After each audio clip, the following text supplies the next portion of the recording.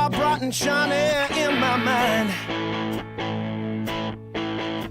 You got me loving, hating, crazy indecision in my mind. Welcome to the Fall Podcast, where the focus is on deer hunting, tips, tricks, tactics, and stories from across the Midwest. And now, here is your host, Aaron Blasey. Welcome to the Fall Podcast. I am your host, Aaron Blasey, and this is episode number 23. On today's episode, Casey and I are in Kansas, and we sit down and talk about where we're at right now. It's the pre-rut and what the deer are doing. We also talk about, some of the deer that we are hunting, and we get into some scenario type things. Like we've been trying to hang some stands. We don't have a lot of trees in the areas we'll want to get in there. So just to kind of get creative with things and how to get creative and how we're trying to figure this farm out. We also take a trip down memory lane. We talk about Megatron and Strong Arm, a couple deer that him and I have been fortunate enough to get after and kill. And it's a really cool episode, and I hope you guys enjoy this.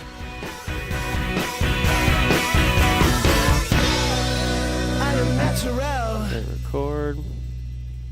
All right, we're hot. Usually I do these on the phone. Yeah, It's this hell of a lot easier like this.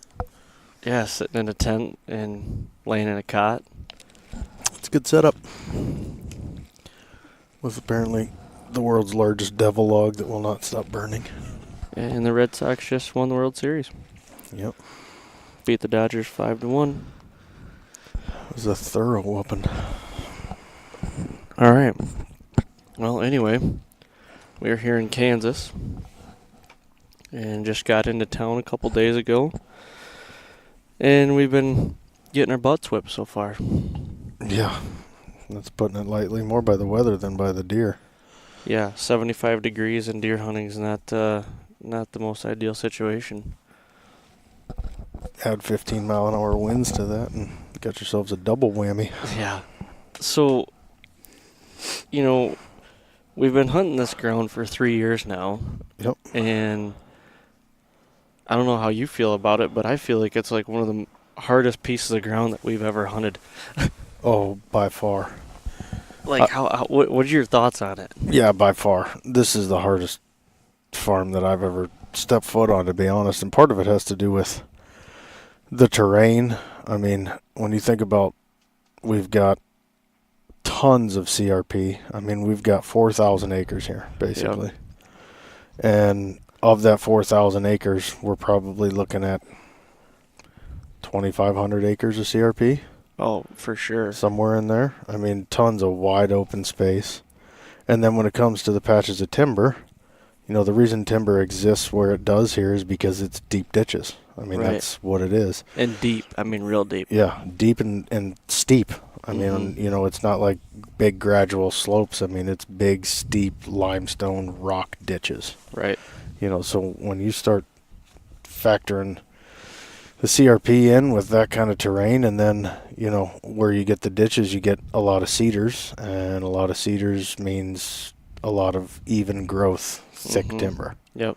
So, I mean, you just start adding all that together, and lack of easily available food sources. It's not like a Missouri or an Iowa or an Illinois where, you've got distinct fields with rows of timber, fingers of timber coming out to it, fence rows, stuff like that. I mean, it's just, this ground is just completely different, and it is definitely hard to hunt. Well, and my thing is, too, and, you and I have been side by side for the last 3 years on this ground, so everything you've seen, I've seen, and vice versa. And the last 2 nights, seeing those shooters go across the CRP in the wide open doing God knows what. I mean, we've seen it for the last 3 years. I mean, what the hell are they doing? We're trying to figure out where they're coming into timber and where they're going out, but it's like there's no rhyme or reason to any of it. No. There's no real true funnels here. I mean, there's nothing that you can look at aside from maybe some of the steep edges that form little pinch points and stuff like that inside the timber. And I'm with you when it comes to deer out in the middle of CRP. I mean, there's a reason we have a tree stand called Nomad, and it's way out in the middle of nowhere. And there's a reason that a deer was killed out of it the other day at 151 inches, because they're nomads. I mean, I'm thoroughly convinced these deer here are not like any other whitetail that I've hunted anywhere. And it's like they have no rhyme or reason. They have no set, trails or set paths that they have to stick to. They just roam. And it does. It makes it, it makes it really hard. I mean, like you said, you've been here for 3 years with me, and we've watched these deer, especially in the one spot up on top there. We've watched these deer for years cross through that CRP, but we can't pinpoint, like, when they do cross, they come out of here and go into here. Mm-hmm. Like, we can't get any closer than this block of timber to that block of timber. There's no, like, that corner, this point.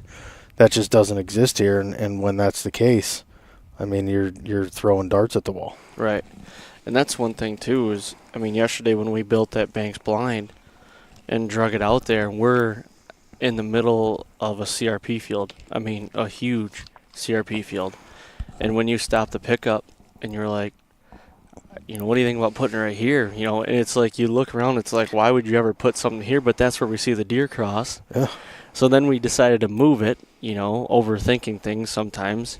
Mm-hmm. And then that night we go to Gas and Glass and look over where we put this blind, and Sundown he would have walked right into the blind if we would have left it in the first spot. He would have walked under it.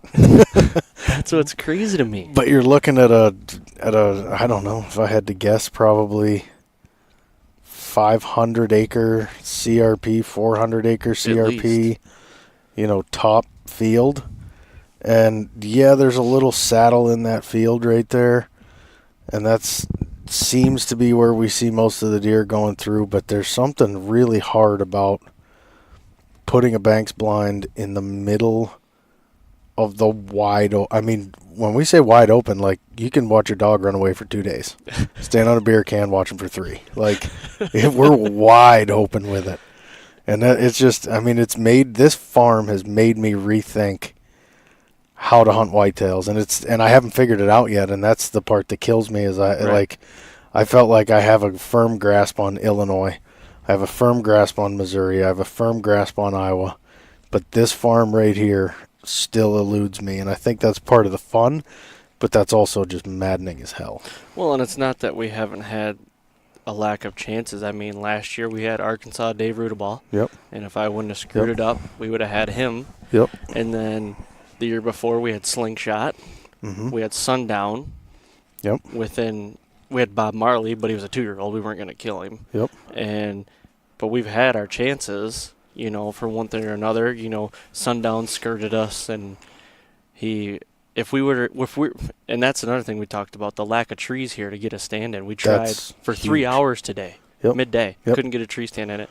And if we would have had a tree stand in that corner for Sundown 2 years ago. 2 years ago. We would have killed him that morning. Oh, he'd have been toast. Yeah. We watched him and Slingshot make their way down that edge, that corner right there. We had him, I think it was the day before, in that corner. And it was one of those deals. We knew that's where we had to be. Right. We got down there, and there's absolutely zero availability to hang a tree. Yep. To hang, millenniums. And millenniums are easy to hang. Mm-hmm. It's not like you need a lot of space. You don't need a lot of room. You can get those in just about anything, So that's definitely part of the frustration. I think, we're a lot better equipped now, obviously, with the Banks and, the elevated blinds that we've got. They just all happened that year to be up in Missouri, mm-hmm. On our farm up there. So I think we're better equipped to handle it right now. I still think we have to put a Banks in that same corner. I agree. But yeah, we've had our chances. I mean, we've had a lot of good encounters. Like you said, Bob Marley. I mean, hell, I remember saying Bob Marley was 2, and we actually put some pictures out. I think it was one of the social media deals there, and everybody thought we were crazy because they're like, there's no way that's a 2-year-old. Yep. Well, I'm here to tell you he's 2, because this year he's back and he's 4. And he's giant. And he's giant. Yeah. And we just got our first pictures of him this morning. Mm-hmm. We've been running cameras in that block of timber basically all summer, from the latter part of the summer all the way until now. Yep. And that's part of the battle right now is, how many times did I tell you today I got Bob on my mind? Like, I got that picture, and I've been thinking about it all day. How do we get in there? How do we make a move? And how do we find Bob? Yep. And that's, so to not get too far, I had a question I wanted to ask you about, for the lack of trees we have here, and you want to get in one spot but you can't. In your opinion, what are some ways to get creative, to get into those areas if you can't put a tree stand up, or if you don't have a bank spline or something? But what are some ways can you get creative to get in those areas that you really need to? Yeah, so I think a lot of it comes down to look at what's available to you and try to use natural cover. I mean, ground blinds are great. I've hunted out of ground blinds in the past, and you and I have hunted out. They're a nightmare for us to film out of. Yes. They can be really hard to film out of, and I think there's something to a ground blind that, at least in my experience, and everybody will tell you different, and these are just my opinions, but in my experience, you pop a ground blind up in the area of a big old mature deer like that, he's not going to be comfortable with it. Right. He's not going to like it. Now, if you put it up in August and it sits all year and he sees it 1,000 times, and then it's no different. But I think, there's something to be said for back like we called it in Pennsylvania growing up, old-fashioned stump sitting.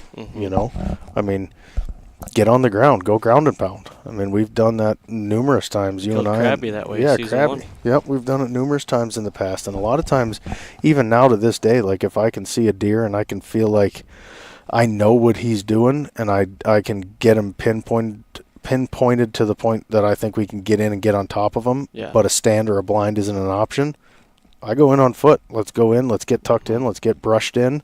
Let's try to hide and conceal any way that we can. Take in a pallet and make a little makeshift blind with a pallet and some paracord. You'd be amazed at what you can do. Right. Something like that. Remember, you've only got to give yourself a little bit of concealment, enough to get them where you need them to make a shot. Right. So it doesn't have to be anything elaborate. Think about the hunters, for thousands of years, there weren't blinds back then. There wasn't any of that back then. It's just using what's available to you as a resource and basically going rogue with it. Right. So And that might even be something that you think outside the box, where you've never been taught that. You're like, that's not going to work. You would never think that would work. And then you set it up and you do it the right way, and he might walk by. You never know. It's going for broke kind of in some instances. Yeah, you could walk right by. And I remember, one time in particular back in the guiding days, I had a woman that I was guiding on a whitetail hunt, and we had a particular deer that we just, he wouldn't go anywhere near where we could get a stand in. He was an old deer. He was smart. He wouldn't go anywhere near a solid stand of timber. It was always like he was using the brushy, nasty, ugly shit, the stuff that big, old, mature deer generally like to use. Generally speaking, though, you can find a tree in those areas. This deer, we couldn't find a tree anywhere. We went in, crawled in a blowdown. And this was with a bow. This wasn't with a gun. We went in, we stalked our way in there, crawled in a blowdown, sat in a blowdown. I saw the deer probably 75 to 80 yards away, heading actually the opposite direction. Snort wheezed at him. He snort wheezed back, turned around, came on a rope straight to us. She shot him at 10 yards. Jeez. The deer went 192. Holy cow. And that was out of a blowdown with a bow. So it doesn't have to be 20 feet up in a tree. Right. It doesn't have to be concealed in a unbelievably nice banks blind, although I'll sit in the banks anytime I can. Blind life. Blind life. Hashtag for sure. blind life. We sat in there tonight, and I may or may not have turned on the football game on my phone. No, blind life makes it nice, man. Yeah, and then tonight we were, looking in over that CRP and got to see Shakes, that we think was Shakes. Yep.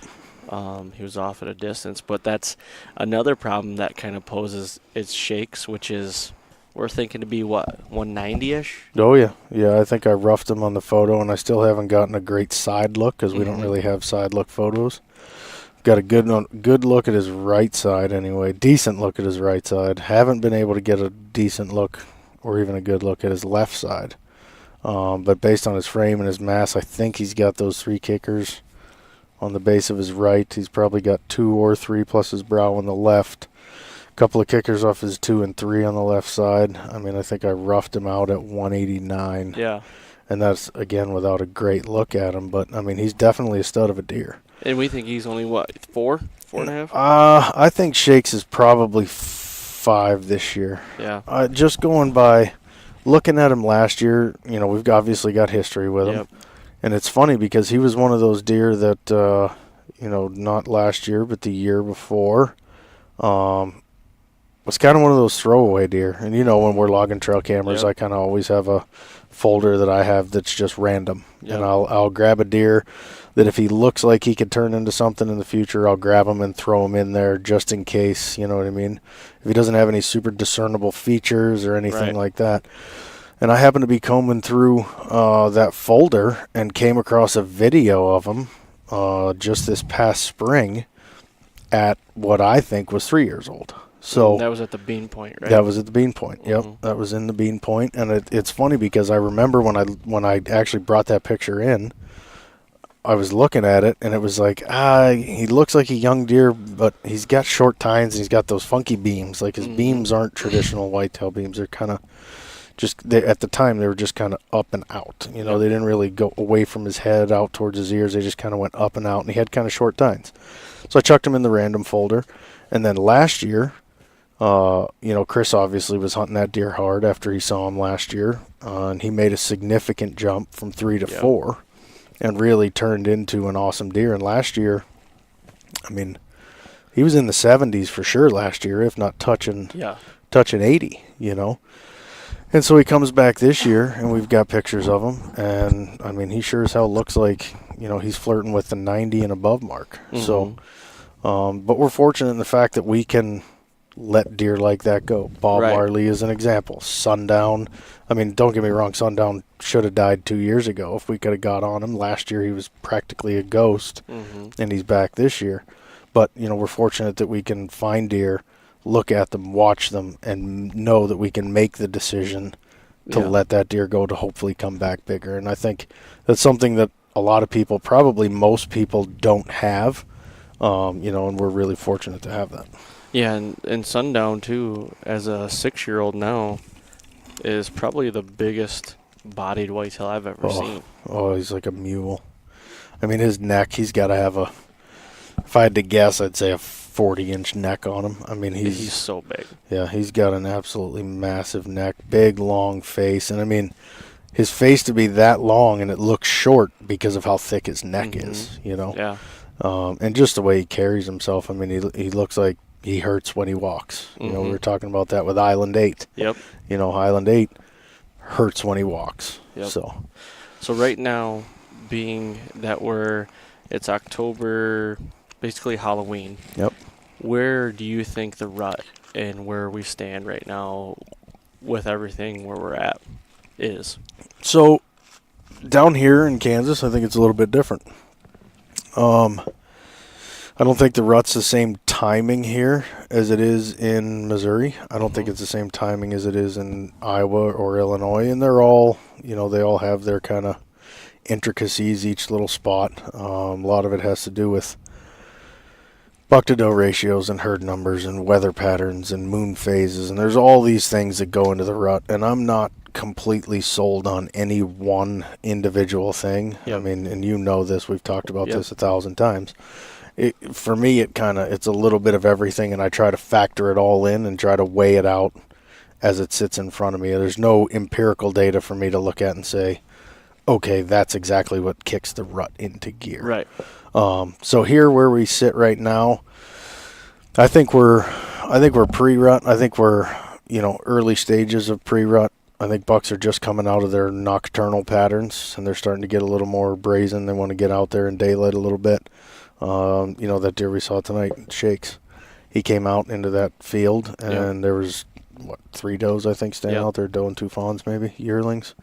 And he didn't go after him, but he went to him. He made a point to get around downwind of him, too. That's right. He made a point to get over there and get downwind, and he didn't mess with him. He didn't bump him. He didn't push him. Right. He just kind of made a point to, there's deer over there. I'm going to go that way. I've got a good north wind. I can go cut right in here. Yep. Oh, look, now all of a sudden I can scent check them. Yeah, they're good. I'm just going to keep feeding my way on out through Right. here, So I think as it progresses, probably we get a little bit of cooler weather come in here. I mean, today was 75 degrees. Yesterday was 75 degrees. Tomorrow's going to be 75 degrees. We get a little bit of cooler weather move in here. You might just start to see, that might start to change a little bit. Yeah. I think maybe they get a little bit friskier, when the weather's cooler. They're more willing to kind of push the limits and get out there and test those does and bump them a little. I mean, it's like you and I. What's that day like for you the first day in September when you walk outside and it's 40 degrees? Yeah, and it's a shock. But you're like, oh man, you're excited. You know what I mean? Yeah, it's like fall's coming. Yeah, it is. I think a whitetail, in a way, we're all animals. They're just like we are. They feel that cool weather coming. They know what's coming. Right. Like, they know the time of year. They know what's coming. They know what's around the corner. Their testosterone's already started to climb. Mm-hmm. All they're waiting for is that first scent. Yep. And the minute they get that first scent, boy, look out, because all hell's going to break loose. Yep, for sure. So. And now, I was just on our Ohio piece last week, and this is something that, Ohio to Kansas, it could vary a lot, but I must have counted 50-some scrapes in Ohio. But here, I mean, we've maybe, seen a dozen, half dozen? Yep. Like, why do you think that is right now? I wish I had an answer to that question, but I don't, and that's part of trying to figure out this farm, and again, 3 years in, and I'm not there. Right. I think a lot of it has to do with the reason bucks scrape a lot in Ohio or Illinois or some of these other states that we've talked about is because they're so territorial. They have that home range that they live, and they have that established pattern of how they have to do things. My opinion of this farm here in Kansas is they are more nomadic, so they don't have that home territory that they have to defend or that they have to mark and keep intruders away. You know what I mean? Yep. It's like they don't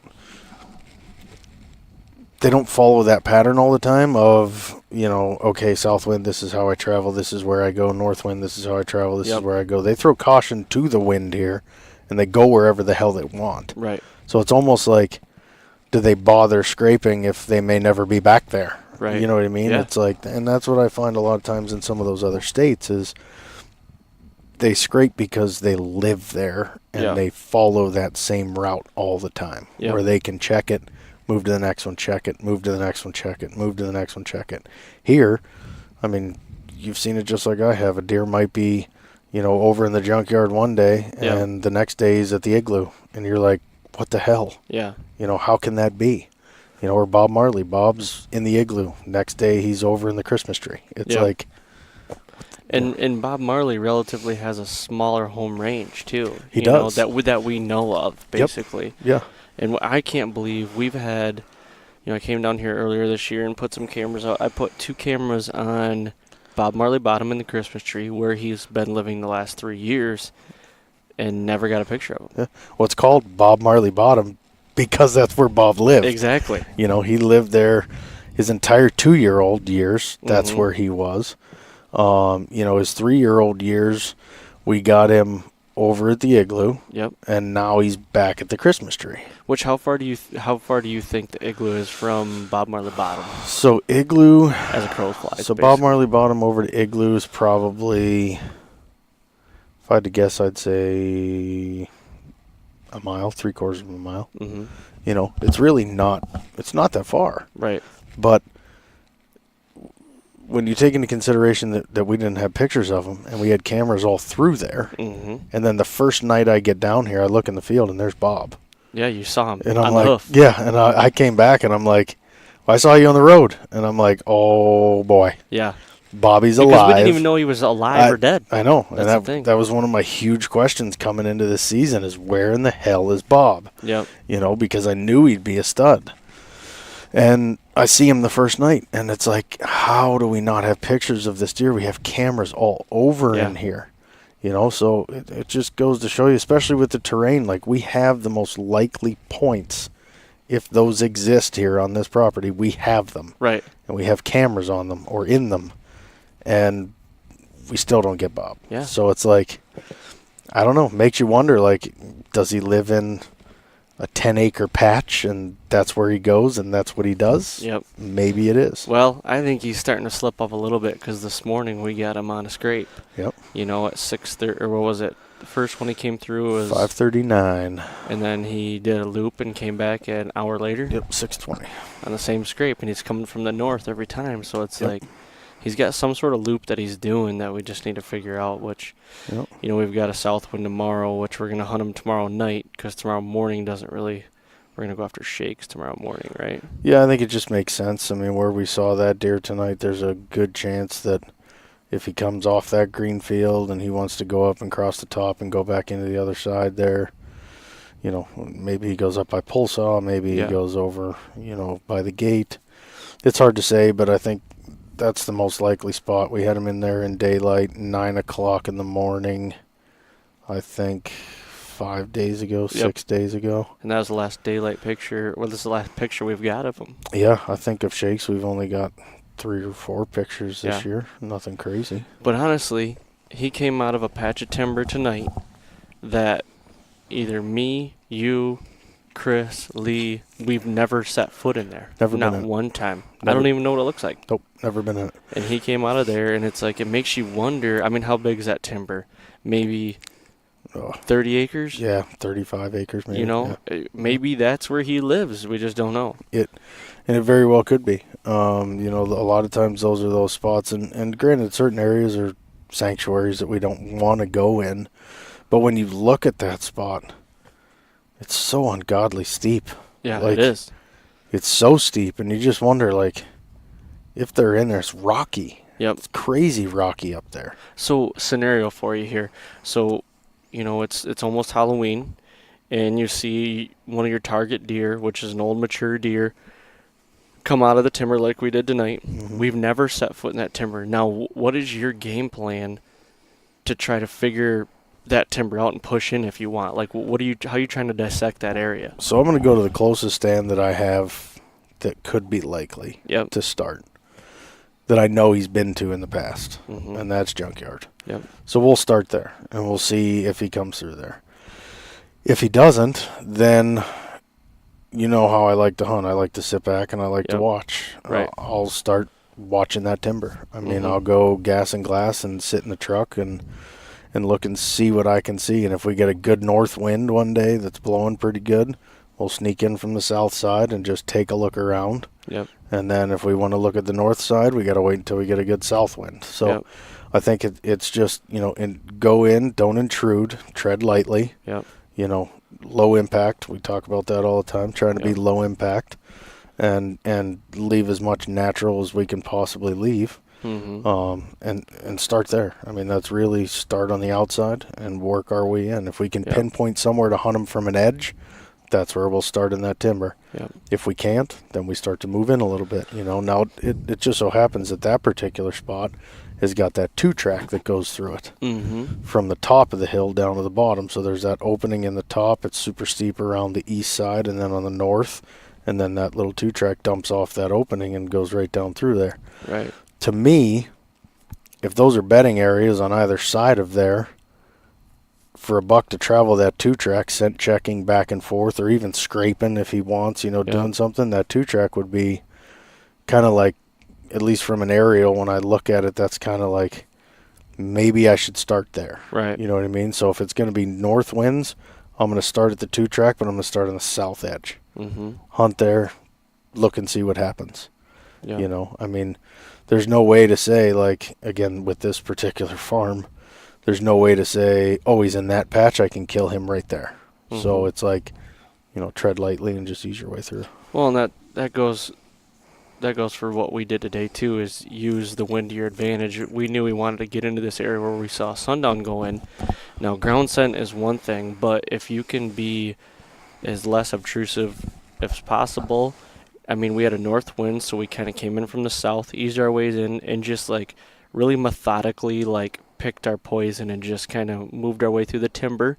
But use your wind to an advantage, I guess I'm trying to say is, don't blow in an area.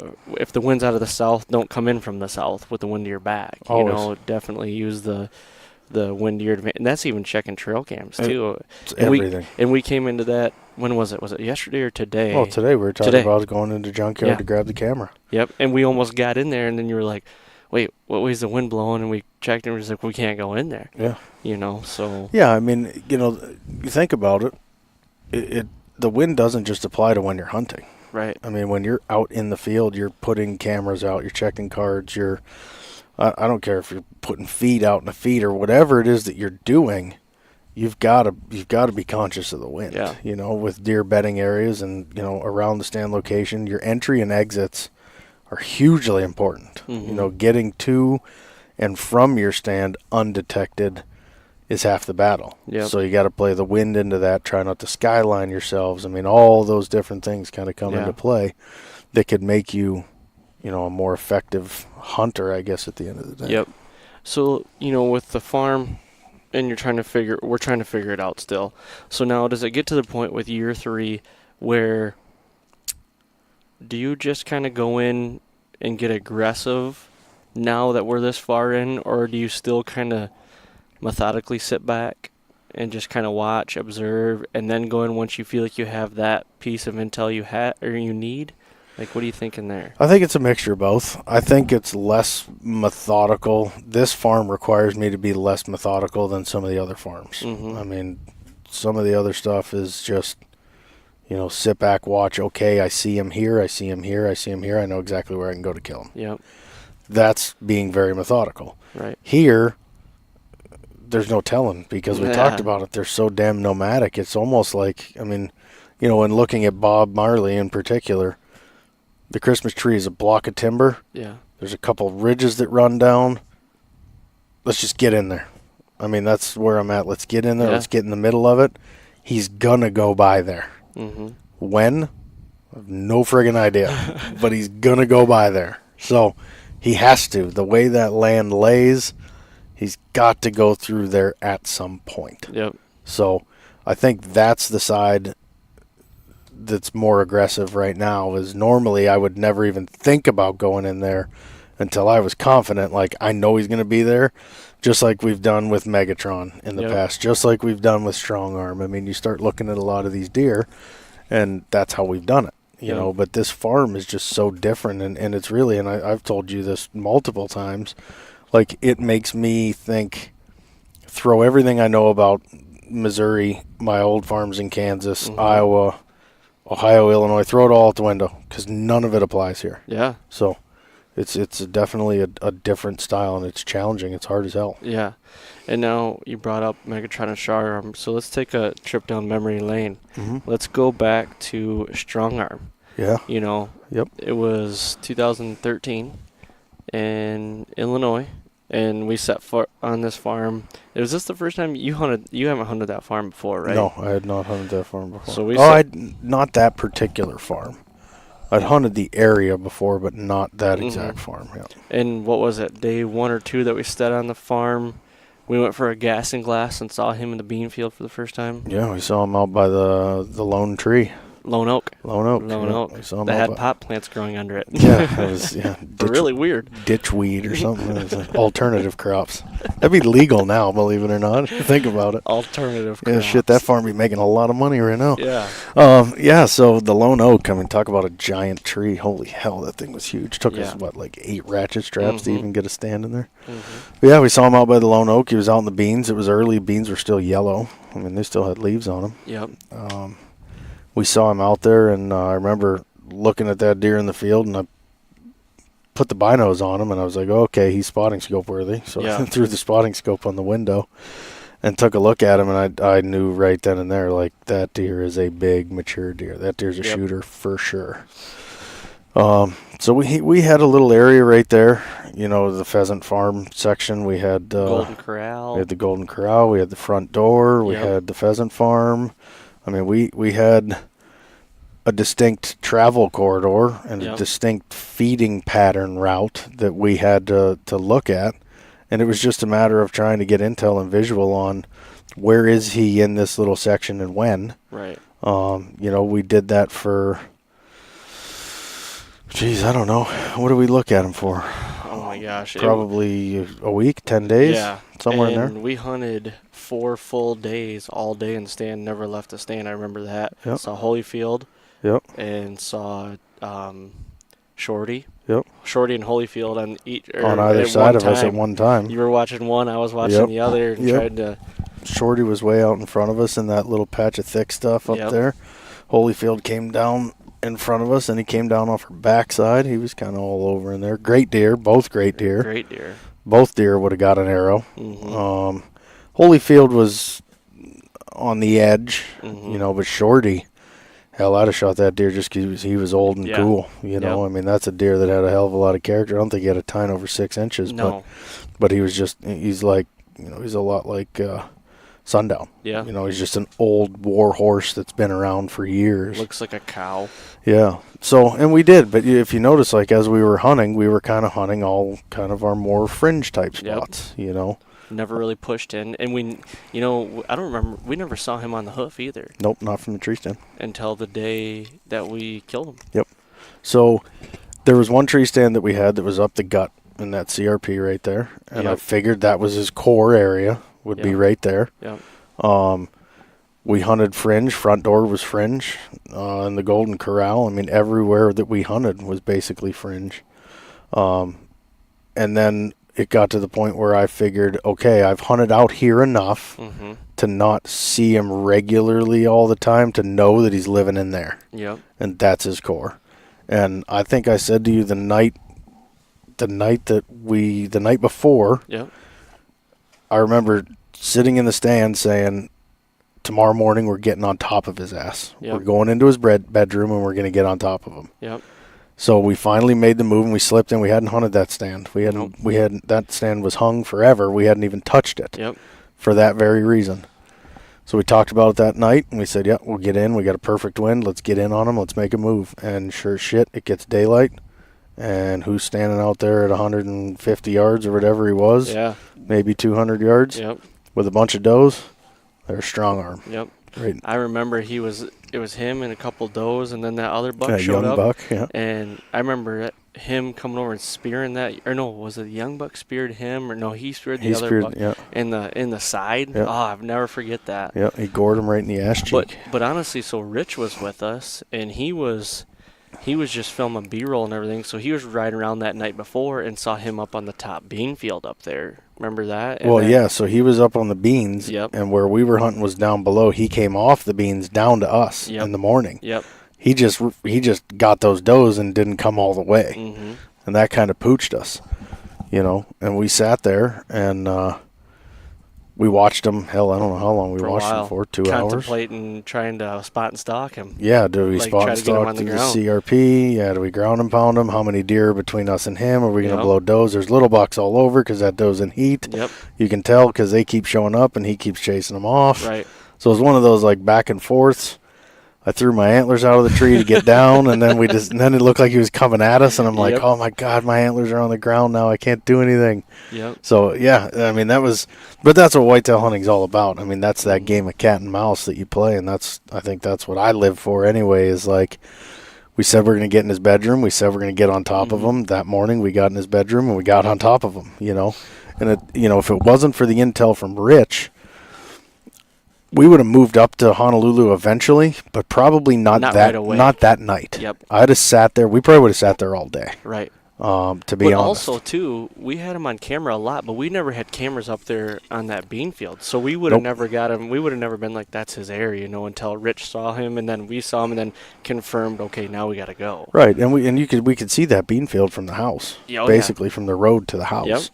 Yep. We can see that bean field, and we'd seen does up in there all the time. But I know the does are coming up there out of the CRP in the bottom. Right. So it's like if he's going to hit them, he'll probably take them off the bean field and he'll drive them right down into that CRP where it's thick and all that brushy shit and everything else. Yep. And he'll run them around and chase them down there, and that's where we'll get our shot. And it didn't happen. But we made a call. I mean, we debated it and we made the right call. Heavily. We backed down. We got out of the tree. I mean, we slipped down like In the creek. we were the most A long way around. We I'm went- like sweating. Oh, we went so I far was around. tired. It was 4 full day sets, and I'm like, this is brutal. Yep, it was a grind, It was. but it came to fruition because we did get down.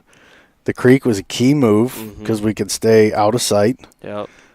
I mean, any other way that we'd have tried to get out of there, we'd have been pooched. Yeah. You know what I mean? Yep. So we got in the creek bottom. We snuck all the way out the creek bottom. We climbed. Apparently, we climbed K2 because that was a big hill. I mean, that was a really big hill. We summited Everest. Oh, I had full equax, and I was just sweating like Sweating. crazy when we got up there. It was brutal. And then didn't we get picked up? No, well, we overshot our ranger, so we had to go back and had to come in the CRP. It was a weird deal. It was a weird deal. Yeah. I feel like we walked to Missouri to come back to Illinois, I think. Something like that. So then we get in. We rip back to basically the skinning shed in the house. Mm-hmm. We go to grab stands because we're going to go now hang Honolulu. Yep.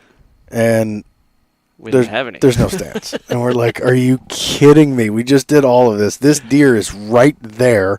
When those does come up here tonight, he's coming with them. Yeah. And So- I remember you saying, I've never left a deer that I was, that I could see. That I've never close. left him. Yeah. Yeah. And I'm thinking, gosh, what are we going to do here? But we just were convinced that he wasn't going to come down to us because of those does. No. And he had 150 yards to go. Yeah. I mean, think about that. 150 yards is not that far. Right. He had 150 yards to go, and really, if you want to count a 50-yard shot, he had 100-some yards to go exactly. before he was in range. But we'd watched him long enough. That doe was content being buried in the middle of that CRP, and she wasn't going anywhere. Nope. The next place that she was going was back up there to feed. To feed. Yeah. And he was gonna do one of two things. He was gonna breed her and leave her, or he was gonna follow her to that field. So, and it was a gamble, We had to go. What stand did we pull down? Down in Split the bottom. Split bottom. That's Yep. right. We ripped over to Split Bottom. We drove down there. We yanked that stand out in record time, which with Millennium is real fast. I mean, literally Yes. 7 minutes. I did it in my Crocs. Yeah. I remember climbing the ladder stand in my Crocs. And yes, for all you listeners, I rock the Crocs. We're both rocking them right now. Yeah, they're the greatest deer camp shoes ever. I don't have my 4-wheel drive straps on right now, though. Oh, my pride leaks out the holes in the front, but that's all right. Doesn't matter. They're so comfortable. That's what they're for. So, yeah, we ripped down Split Bottom, and then we went over, and we had Rich. We had Uncle Rich drive us in there. He drove us in and dropped us, and then we slipped in. It's our first hang and bang. Yeah, we hung Honolulu. We trimmed, did a nice little hinge cut, did a little bit of trimming. And Sweating. oh, man, it was so hot. Sweating. Put that GoPro in the corner of the field. I remember looking at Yep. that corner, and I'm like, man, this is such a badass inside corner. Like, I could easily see how this is going to work. Right. If he comes up, he should come up right here. He should walk this trail. He'll be right there at 20 yards, pop shot. And I sat down, and yeah, I think we started talking about right then and there, like, man, I've never left a deer Yep. that big that I could see at 150 yards and gambled like that. But I felt in my bones like we have to do something. Yeah. How far do you think we were from him when we last saw him, when we hung Honolulu? So we're up in the set, and I remember looking at my phone. It was 3:30 when we got back in the stand. Yep. And David Blanton shot a deer, Yep. Lieutenant Dan, Yep. not only 500 yards away from us at noon that day, too. Yeah, so David had Lieutenant Dan come through, and yeah, he was maybe 500 yards. Yeah. I mean, that stand was not that far from where we were. I think he was sitting in the upper tunnel. Was he sitting? He was, well, it was Potts Point, Right, Blanton bench. yeah, right there. Yeah, Blanton's bench. Yep. Yeah. So I mean, yeah, it's just same area. Mm-hmm. But yeah, so from where Strong Arm was to where we hung Honolulu, 350 yards, 400. Yeah. I mean, it's not that far. No. It really wasn't that far. But we did it quickly. We did it quietly. We got tucked in. We sat down. And I remember just being like, I don't know if this is going to work. Like I told myself we're never going to kill this deer. Right yeah. here. I mean, I knew enough that I wanted to do it. Right. But then you always have like angel on one shoulder, devil on the other, But it made the most sense too because we were by the closest food. Yep. Yep. And it's one of those deals where there were scrapes on that inside corner, Yep. scrapes on the field edge. If he Right. breeds that doe, he's not going to go lay down. No. He's going to go look for another doe. He's going to go check his scrapes again. He's going to go do something. So, I just remember sticking my head down, and I was like, literally had my eyes closed, and I said, I think that's the point where I said I've never left a deer that I could see that close on a gamble like this. And I looked up, and there he was. Yep. And I literally remember saying I literally opened my eyes and looked up, and I said, here he comes. And I didn't even know it was him Yeah. when I said that. But I'm like, in my mind, I'm like, here he comes. I could see him. And I pulled the binos up, and sure as shit, here he That was comes. him. On a rope, just like I was hoping, except at the point where he veered off the 20-yard trail. Which blew me out of the water. I'm thinking he's going to come in this inside corner, and he turns Yep. and comes right at us. I mean, right at the base of the tree. I'm like, what are you doing? Like, why are you coming right at us? He came right. I mean, right. I think I shoot him at like 4 yards. Yeah, basically. Yeah. Yeah. I had a steep angle shot when he got there. When I drew back, there was a saving grace when I drew back. It was at the now or never moment that I had to draw back. If I was going to get any type of shot at all, I had to draw right then and there. Yeah. Otherwise, he'd have been way too close and we'd have been toast. The minute I tried to draw, he'd have been gone. So it was the now or never moment. I remember his head coming under that little branch. And as soon as it went under that little stick branch deal, I drew back. And when I drew back, he stopped and he turned his head and he started to look. And he was actually looking out into the field. And when he turned his head, he was literally facing head on right at us.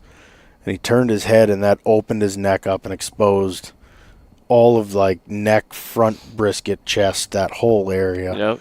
And I remember burying my pin on him right there, and I took it and I tucked it just inside that left shoulder blade. His right, me looking at him to the left. Yep.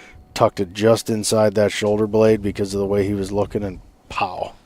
And I mean, you saw what it did. I mean, he mule kicked and ran 80 yards, something like that. If that, maybe.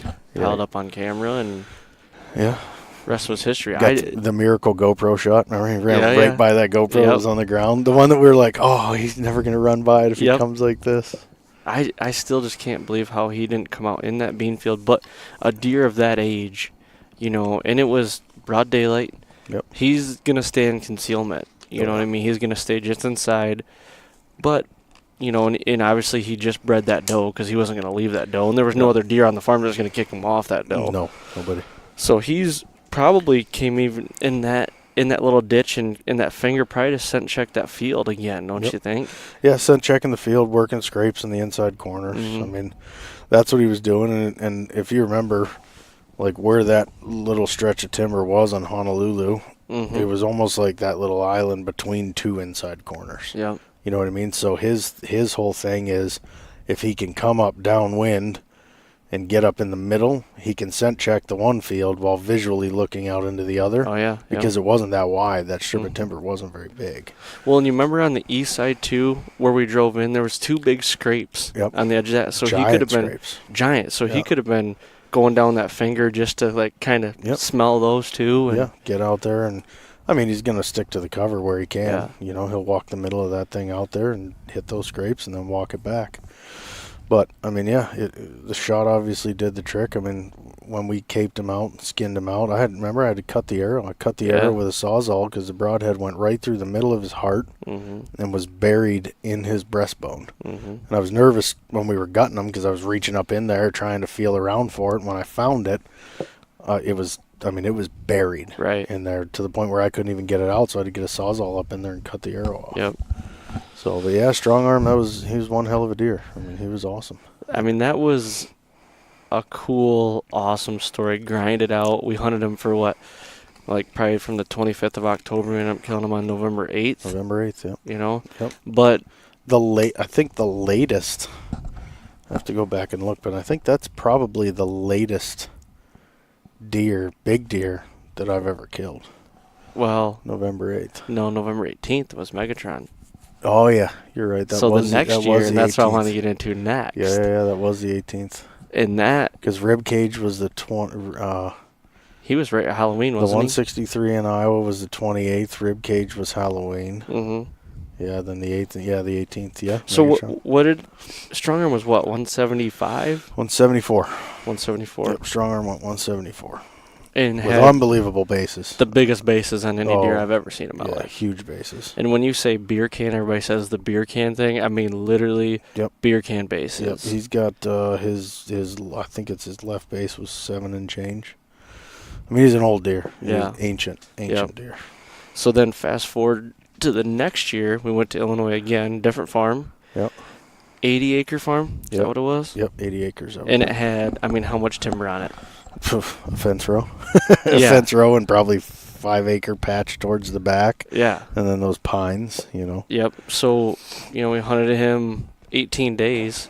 Yep. But, I mean, go back to when we first got him on camera, Yep. and everybody remembers that Reconyx video Oh, yeah. of him coming up to that scrape and, just wrecking that scrape. Yep. Licking the camera, sniffing, grunting as he walks away. Like, yeah, that's what dreams are made of right there. And the crazy thing, what I thought, too, is I didn't feel like he lived on the farm we were hunting. He was living on the neighbors. Oh, he was. Yeah, 100%. And, I mean, that, you talk about mental state of grinding it out for a deer, that was... Torture. We were driving 45 minutes to an hour every morning to get to the farm. Yep. And it was torture. to not even know if we'd see him or not. We got skunked. We never saw a deer probably over half the times that we sat for him. Well, we had standing corn. Mm-hmm. The corn wasn't picked yet. Yeah. So we had standing corn. We had one spot where we got him on video that we could get a stand in.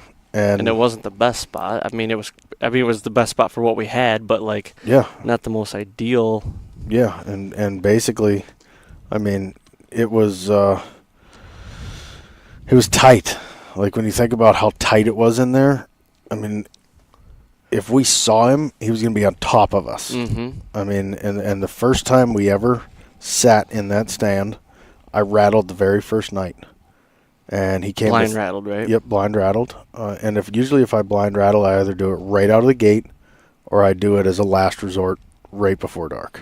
And before we get too far, go through your blind rattle sequence, what you do and how you do it and why you do it. Yeah, so there's a couple of different ways that I rattle, depending on the time of year. Mm-hmm. A lot of times when I rattle in the rut, well, let's start with pre-rut. Yep. Let's start with right now. This time of year, there's a lot of sparring going on, and it's just another, audible communication for deer. It's not necessarily communication, but it's an audible sound that deer hear that they know what's happening. Mm-hmm. So it can be attractive to them. So this time of year, the way I like to rattle is just light. I like to just kind of tickle the antlers together a little bit. I rattle with a deer that's called Snow 10. He's got 30, I think he had 34 or 36 inches of mass, so he's got really good mass to him. Scored 157 as a 10. I cut his brows off, but he's just a good heavy set of antlers. Mm-hmm. So I like to rattle and just tickle him lightly this time of year. Maybe 30 to 45 seconds, but on and off for that 30 to 45 seconds. In my experience, every time I've seen deer spar this time of year, it's not like they're full-blown going at it. Yep. It's like they lock antlers, they kind of tickle around for a little bit, 10, 12 seconds, then they stop, and they kind of look around, or they lick each other's face, and then they go back to doing it. So it's more like a young buck kind of like make a big deer curious kind of deal, or make them want to walk over there and be like, get the hell out of here, you young deer, I'm sick of you. Yeah. So that's kind of how I rattle pre-rut. And then when it gets into the actual rut, what I like to do is I start with a loud bang when I first lock the antlers together, that initial, clash of antlers. And then from there, it's not just a solid, like rhythmic type deal. It's bang and then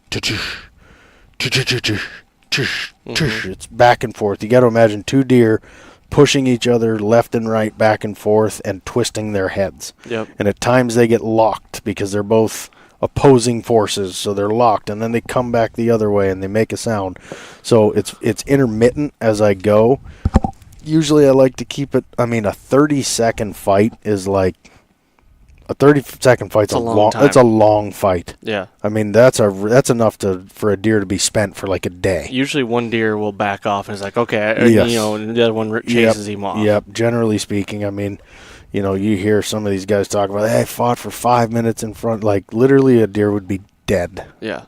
For 5 minutes, especially heat of the rut. It's like a hockey shift. Yeah, it's Really? you're just gassed. You're straight gassed. So, I'll hammer that initial clash, and then 20 seconds maybe max. And then the way I like to finish it is as I finish it, I bring my arms apart, and I finish the fight with the ends of the tines. Mm-hmm. And that makes a totally different sound than when they're like beam to beam. Yep. And when I finish with the end, it's almost like that's them unlocking their heads, Mm-hmm. and that's that real kind of like tink sound out towards the end of the beams. Yep. And then a lot of times what I'll do is I'll throw a snort wheeze in right then and there. Because oftentimes the bucks that I've seen, the big old mature deer, when they win the fight, they, you know what I mean? They hit them right there like, get the hell out of here, kiss my ass, whatever it is they're trying to say. So yeah, I just have a couple little different rattling sequences. And a lot of times, heat of the rut, I keep it quick. I mean, I killed that 163 in Iowa. I kept it quick. I literally said this is going to be a hot one. And I hit those antlers together. I maybe 8 seconds. Yeah. I looked up. I could see the tree thrashing. I knew the deer was up there working a scrape.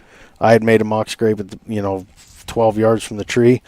Bam! Smashed them together, tickled them, took them apart, hung them, turned. Here he comes. Mm-hmm. That quick, And I try not to rattle when a deer can see me. Like if I think he can get a bead on me, generally speaking, I won't touch the antlers. A lot of times, and you've seen it, I'll turn backwards. Mm-hmm. I'll turn and face the opposite direction and try to hit them. And that's the other thing I do when I'm rattling a lot is I don't just rattle one direction. Like as I hit the antlers together and rattle, I kind of move in the stand around a little bit to make the sound shift directions. Just to make it sound more realistic, I guess. And one thing you taught me a couple years ago when we were in Missouri, and I rattled that buck in, you were showing me how to use the pedicles as well. Yeah. When you rattle, you don't only hit, as you're going, you hit the antlers together, but you also kind of click the pedicles together too, and it's kind of makes a different noise. Yeah, down towards the base is down towards the pedicles. Yep. I mean, that's where you've got that big solid mass, and that makes a very deeper, more solid, almost like two 2x4s hitting together. So it's just a different sound, you know. So back to Megatron. Yep. We're on an 80-acre farm, Illinois, and got that first initial video from him, working that scrape and everything. So at that point, what were you thinking your game plan was to, with the hand you're dealt, with the farm you're on, standing corn and everything, what are you thinking? How are you trying to dissect it and break it down? Well, so I knew he lived on the neighbor. That was a guarantee in my head. Because they had a huge CRP field. Yeah, massive CRP and cedars. And it was taller than us. Yep. I mean, CRP and cedars, massive field. I knew he lived over there. I knew he was coming to us for nothing but to try to find does. We were in the shitty position of standing corn. Mm-hmm. I mean, that's brutal. Can be brutal. Sometimes it can help it. It was brutal in that scenario. With no sign of it being cut anytime soon. right. So that made it extremely difficult. So really the game plan at that point was he's been here. He made a scrape here. He's got a massive rub. You remember that rub? That tree, that cedar tree was just murdered. I mean, he literally murdered that tree. Mm-hmm. So it was like, well, this is as close as we can get to him in our scenario right now. This is the only spot that we can try and hunt him. So this is where we're going to sit. Right. And I'm going to ride it out. And where chances are, I mean, we knew going in day one, we're not going to see a lot of deer in here. Mm-hmm. If we see one, chances are it's going to be him. And that's all that really matters at the end of the day. Yep. So that was the game plan.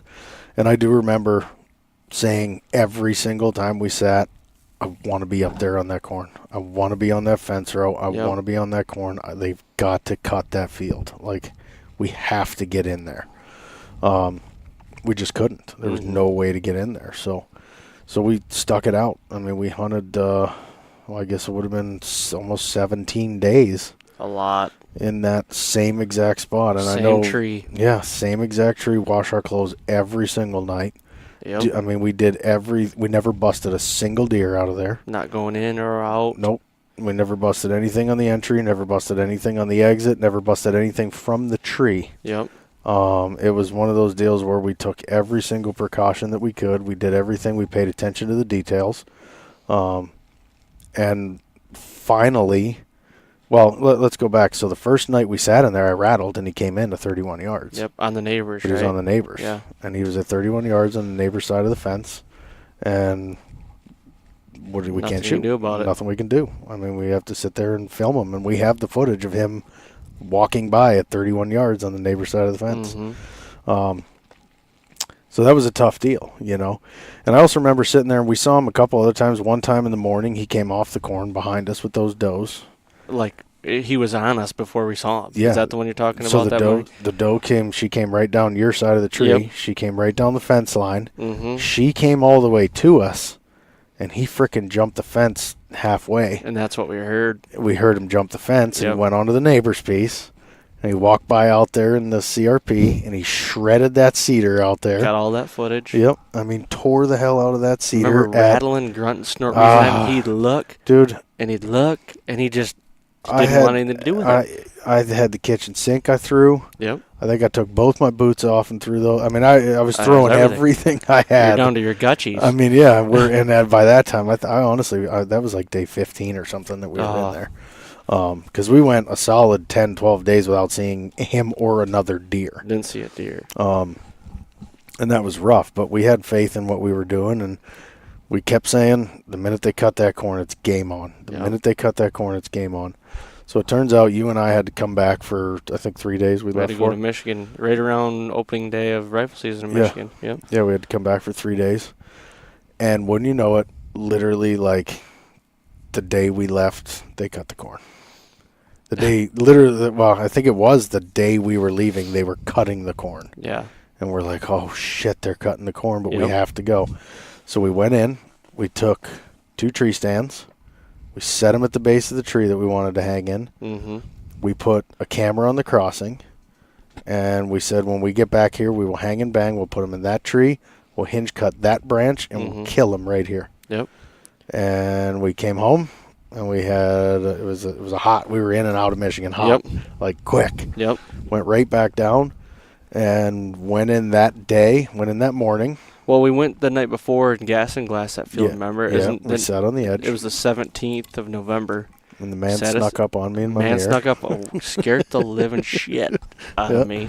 Yeah. Yeah. He just wanted looking for some smokes. Yep. Old guy. He lives out in the middle of nowhere. Doesn't have a car. Lives in literally a shed. Lives in a shed, yeah. Lives in a shed, and he wanted some smoke, so we went and bought him some smokes. Yeah, he's like, you guys go buy me some smokes. Sure. Just feeding his awesome habit. Yeah. But we did see some does that glass night. in this field, and I'll go get you your darts, buddy. Yeah. But we did see some does come out of that right underneath the stand that we wanted, the tree we wanted to hang in. Yep, right under that tree. So, yeah, that was that night, and then the next morning we went in, and we hung the stand, hinge cut the branch, did the whole 9 yards, went and grabbed a hot dog at the gas station. It was cold, too. Oh, yeah, it was bitter cold. Windy. Oh, so windy. Windy as hell, freezing cold. I had like 15 layers on. It was brutal. But, yeah, I mean, we got set up, and it was getting to be about last light. And it was one of those, again, coming down to the later rattle sessions right before dark, the blind rattling. Well, not to mention, too, Illinois' gun season was going to come in the next couple days. So that's where the weekend. That's right. That's where the pressure came from, because this is on the 18th, and we were looking at, like, I think the 20th gun season open. Something like that. Yeah, and the neighbors that he lived on gun hunted. Gun hunters. They don't bow hunt. They gun hunt. So, yeah, so it was one of those, like, the pressure was at the max at this point. Like, it's on. If it's going to happen, we have, like, 48 hours to make this happen. So we got in the tree. We sat all night. I don't even think we hardly saw anything that night. He was the only thing we saw. He was the only deer, wasn't he? Mm-hmm. So, yeah, we got in. No, I take that back. I did see one of the CRP behind me. You. It was like a little buck or something like that. Yep, it was behind you, though. Yep. So, yeah, it got down towards dark, and we hadn't seen anything, and I said, I'm going to smash the antlers here quickly. And that's kind of, I killed that 163 the same way. It's almost like I love to wait until that last. I mean, when I know I usually give it a half hour to 40 minutes before I know I'm done. Mm-hmm. Because if it's going to happen, generally it's going to happen quick. But I want to give myself enough time where if he can hear me, he can make his way to me if he might be off a little ways, So I like to do it about that last half hour. And I did a quick little blind rattle. Again, probably 12 seconds, maybe 15 seconds. Yep.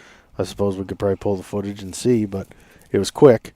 and hung the antlers up and turned to my left. Here he comes right through that crossing that we had the camera on. Walked right through the reconics. We got the video of him walking through, came through the crossing, came out in the field, and I just remember we didn't hinge cut the big branch on the left, and we talked about it. But we didn't have much cover. No, and my fear was if we hinge cut that branch right there, I'm going to be sticking out like a sore thumb. And I didn't want that because if he comes through that crossing, by the time he gets in front of us, I should have seen him through the trees by then. I know it's him, and I'll be ready to shoot. And lo and behold, of course, he angles his way across, and I see him coming through there, and I'm like, oh, it's Megatron. But he gets just to the edge of it, and then remember he turned? Yeah, which was weird. Oh, it was the weirdest thing ever. If he would have came down at 12 yards and hit the inside corner, remember that heavy runway? Yeah. I put the GoPro on the ground. Yep. He was going to walk right by it. Instead, he cuts the field and is starting to angle away, and I'm like, what the hell are you doing?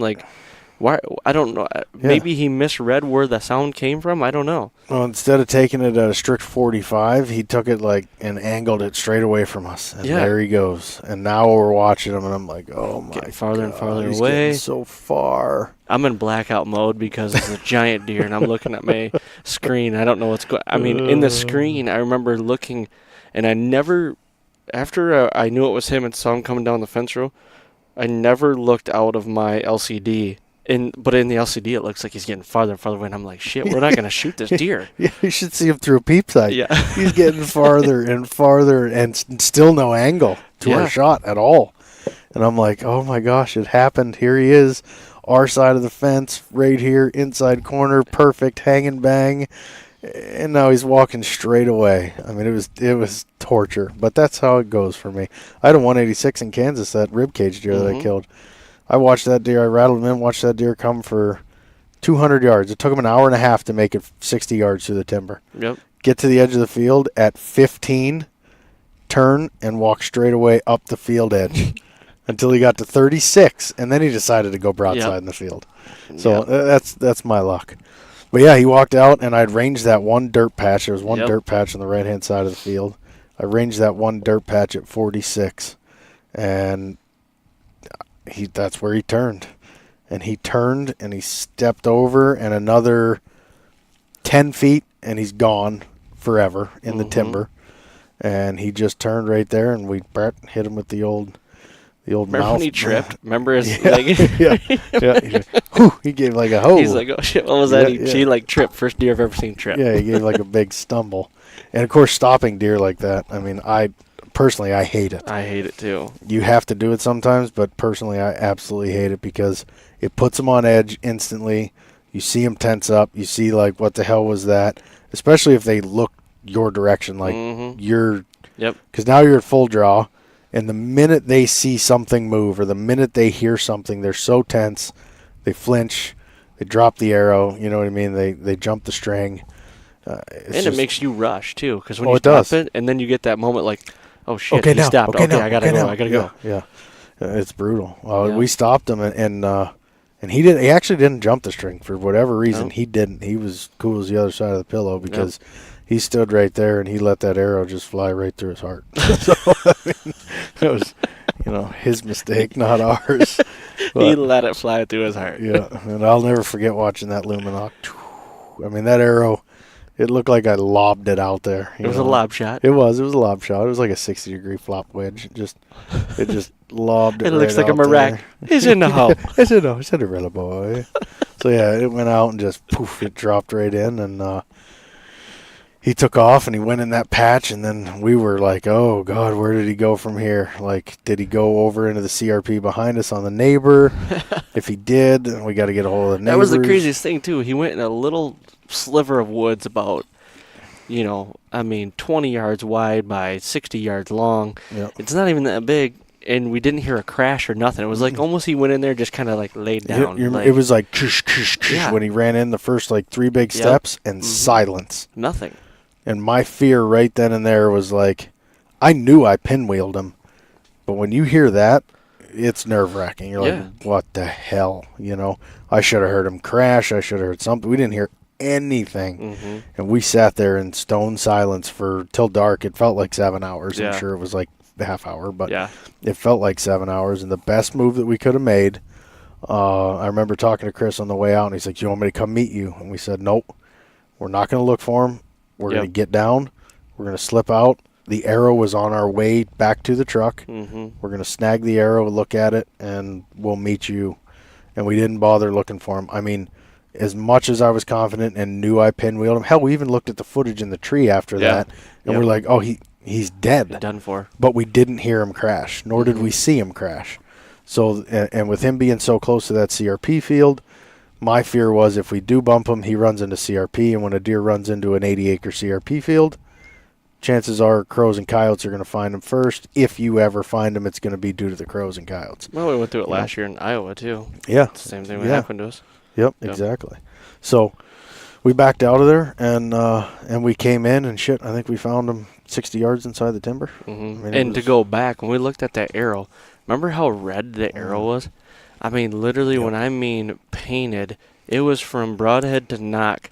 You couldn't see what brand arrow it was, what was on the arrow. It was literally like you put it in red paint bucket. Yep. And it was unbelievable. Bubbly, lots of bubbles, lots of good bubbles, which are always a good sign when you're looking for blood on the arrow. Bubbles all through the fletchings, everything. Mm-hmm. So, yeah, Megatron to this day, probably one of my favorite hunts. I mean, that hunt was a grind, especially because we had other farms that had other deer that were big deer. But it was like that deer in particular, like, I don't know. It's almost like Bob here. You know how I get. When I find the deer, I'm like, okay, now it's a one-on-one thing. Now it's I'll meet you on your terms and in your place at your time, and we'll make this happen. Yep. And Megatron was what, 183? Yeah, 183. I think 183 and 6/8. Mainframe 8. How many scoreable did he have? Geez, that's a good question. He had 2 kickers off his 2. Yeah, 2 kickers off his 2 on the left side. I think 1 off his right, 1 on the base. So, yeah, he probably had 12 or 13 scoreable. Yeah. But, I mean, overall, deduction-wise, I think I did it one time. I think netted out at like 176 or something. Mm-hmm. I mean, deduction-wise, there was hardly any deductions. Yeah. And for an 8-point, I mean, his mass was ridiculous. What do you have, like 45? 46 inches of mass. That's crazy. I mean, yeah, his mass was just ungodly. It was incredible. But, nets are for fish, so I don't really go by net. Right. I go by age first and then antler score second. And what did you think he was aged? I mean, he had, like, no teeth in his head. 7. I think he was a 7-year-old. I think if we let Bob Marley go for another 2 years, that's what he would be. I mean, Bob's at what, mid-60s right now as a clean 8-point? Yeah, as a slick 8, yep. That's impressive when you think about what it takes for an 8-point to get there. Yeah. I mean, he's got to have 12-inch, 12 to 13-inch 2s. Yeah. He's got to have, phenomenal brows. He's got to have 8-inch brows, 7-inch brows. He's got to have 10s for his 3s. Yep. And he's got to have a stud frame. He's got to have a 105, 108, 110-inch frame. And that's with your mass and your beam length. Yeah, and your spread. Yeah, so frame is your mass and your beams and the inside spread. Yeah. So, and that's generally when I'm scoring deer in the field, like mature deer anyway. I'll start with a 100-inch frame right away. And basically what that is that's saying a 100-inch frame average would say, okay, he's got 25-inch beams. Yep. That gives you 50. He's got 30 inches of mass.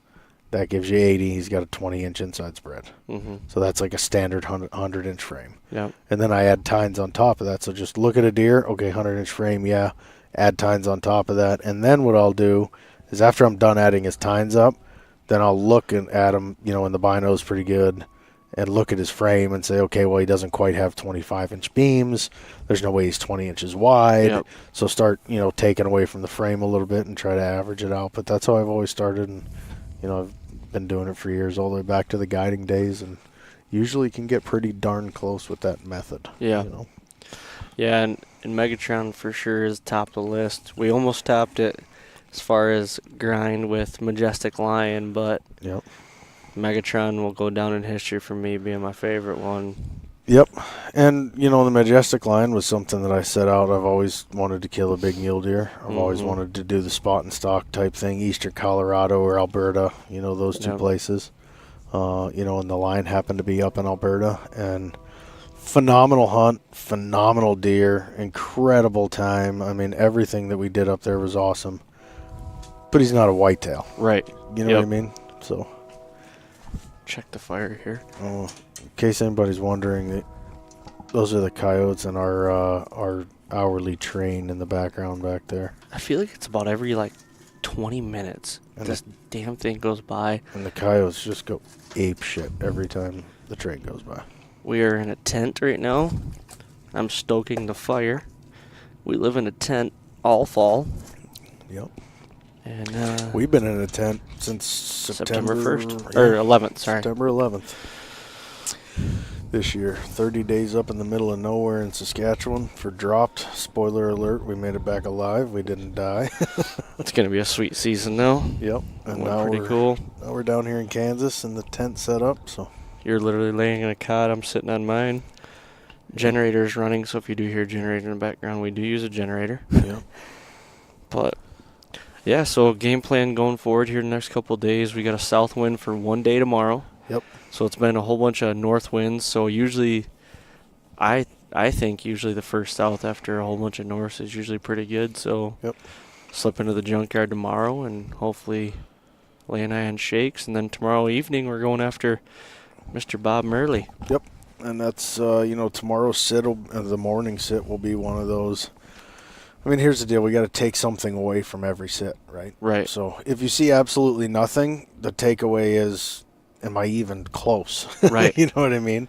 But aside from that, we try to learn something every sit. I don't care how long the stand's been there. This year's deer is different than last year's deer. And just because he did something, 3 weeks ago doesn't mean he's going to do that again. And, Exactly. he's not the same deer as he was before. So, we got to learn something every sit. And the only way to do that is to get out there. Mm-hmm. So that's really kind of the game plan for the morning is we'll go in there and see if we can get on shakes. The reality of the junkyard, too, is shakes isn't the only deer in there. Sundown's in there. Sundown's been in there. The Island 8 has been in there. Mm-hmm. Gaylord Fokker's been in there. Yep. There's a lot of different deer that we've had down in there.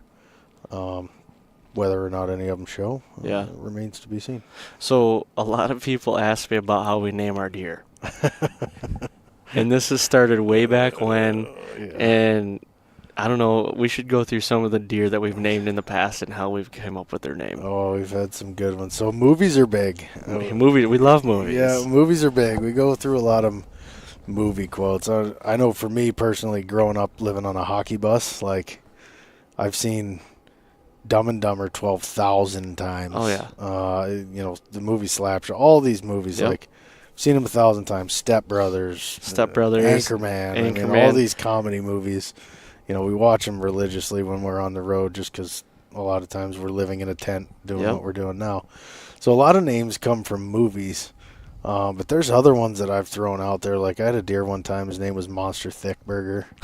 I mean, where does Monster Thickburger come from? You know what I mean? And they usually come pretty quick too. I mean, the last couple of days we've got some new deer here on Kansas and that we've never really seen. Well, maybe we have seen, but now that there's something we can recognize them by, and it's Gaylord Fokker. How'd you come up with? I mean, everybody knows what Gaylord Fokker is, but what made you think of that? Yeah, so Gaylord Fokker is a deer that's got. He's a mainframe 8, and basically on the back of his brows, he's got these two little tits, these two little nipples. Yep. And if you have seen the movie Meet the Fockers, Gaylord Fokker says, "I have nipples, Jack. Can you milk me?" That's one of his most famous lines of any movie he's ever done. Yep. And immediately when I was like, he's got two nipples on the back, I just thought of the movie I have nipples, Jack. Can you milk me? So hence Gaylord Fokker. And then we've got Dolly this year, Yep. which is Dolly's a double tit 10. double tit Yeah, Dolly's for Dolly Parton. Yeah, Dolly's a Bless double, her heart. Yeah, she sleeps on her back. Yeah, Dolly's a double tit 10. I mean, I'm trying to think of some of the other wild and crazy names. Holyfield was an easy one. Yeah. He had an ear or a tear in his ear. A giant tear in his ear. That's why we called him Holyfield. I had one deer that I called Gnarls Barkley. I called him Gnarls. God, that was probably 10 years ago. But Gnarls was short, fat, squatty little. I mean, not a little deer. He was an old deer, but he was short and fat and squatty. and he had real short tines, Yeah. like Gnarls Barkley's hands. You ever see Yep. he's got Oh, like yeah. carny hands? Yep. Smell like cabbage. Yeah. Have small hands. Never know what to do with my hands. So yeah, I mean that was Gnarls Barkley, Monster Thick Burger, Majestic Lion. Majestic Lion came from Majestic Lion came from the movie Horrible Bosses. which Horrible Bosses 1 and 2 are, I mean, still my favorite. Yeah, have you movies. not? If you have not seen Horrible Bosses 1 and 2, you've got to go watch them. The scene where Like, they're coming up immediately. with code names, and he's like, "I'm gonna go with the Majestic Lion." Yeah, that's what he does. He's got the radio and he Yep. goes, "I'm gonna go with the Majestic Lion. The Majestic Lion coming at you."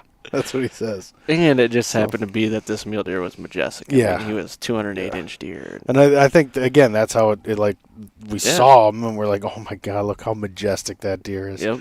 Naturally, we go right to movie lines, movie quotes, and we go to Majestic Lion, Horrible Bosses. And then the first time we saw Bob Marley, you and I were sitting there, and he comes in, and you're like, "Holy, he's so high! He was so high. He's so high!"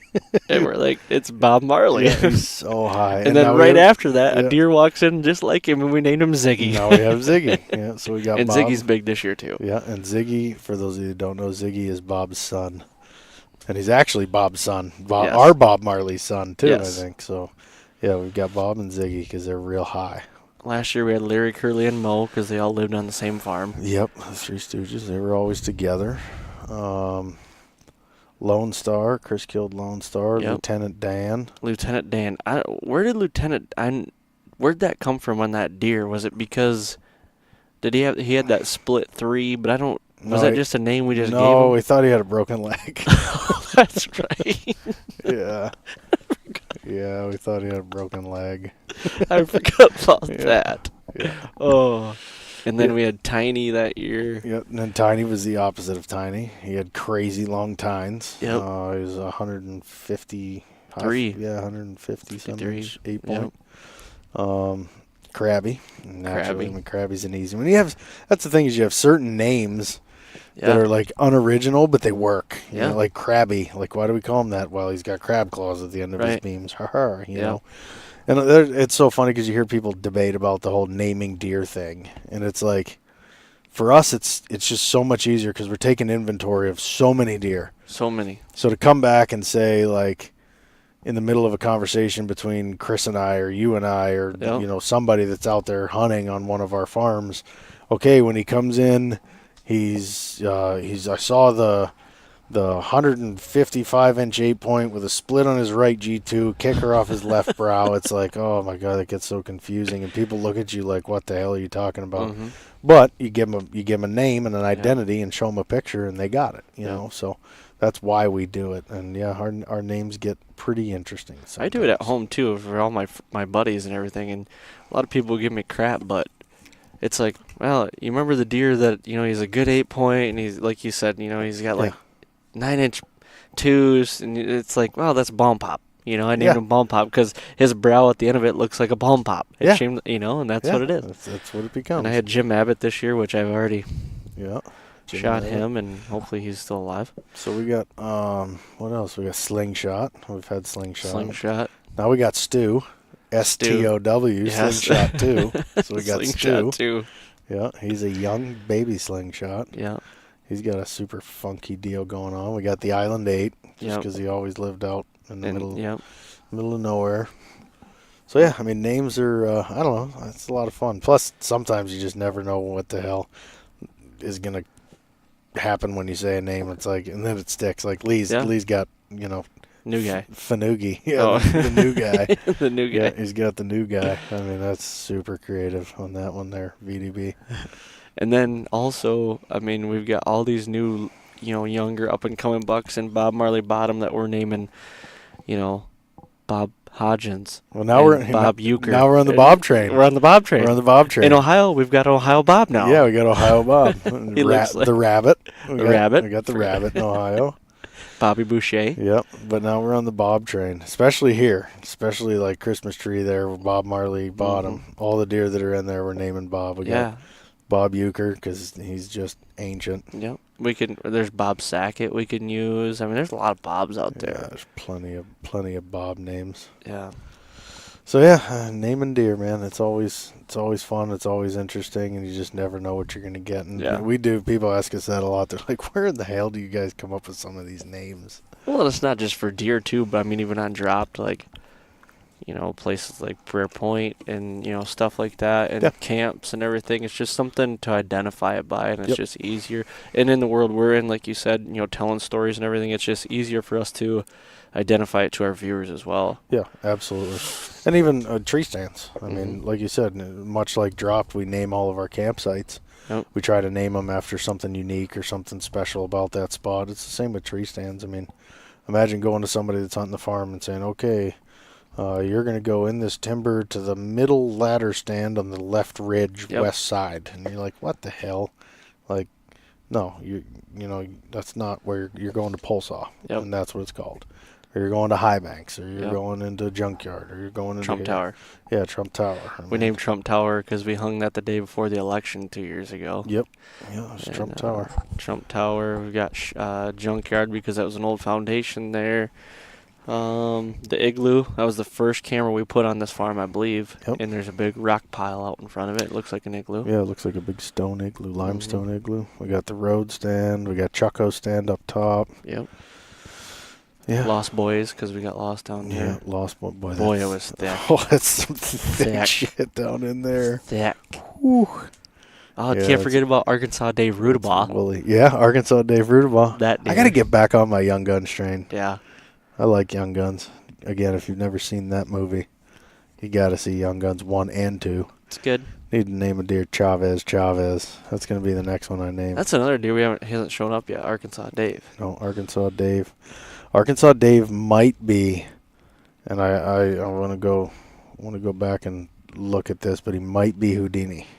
Oh, yeah. Okay. Yep. He could be Houdini. Houdini's got giant brows. He does. Huge brows.